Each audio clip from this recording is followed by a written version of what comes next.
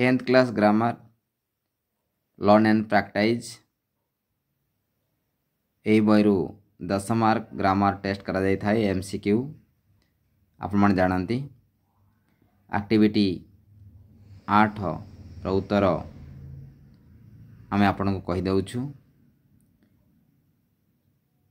प्रथम आंसर हेउछि on, second हेउछि आउट, 3 नंबर हेउछि ओ एफ एफ, 4 नंबर हेउछि in, 5 number with, 6 number down, 7 number upon, 8 number by, 9 number out, 10 number down,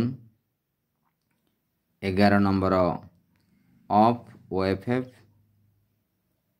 12 number down, 13 number out, 14 number out, 15 number आवे।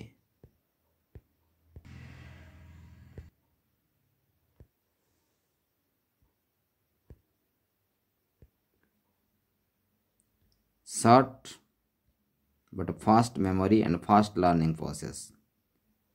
Please subscribe channel to see more.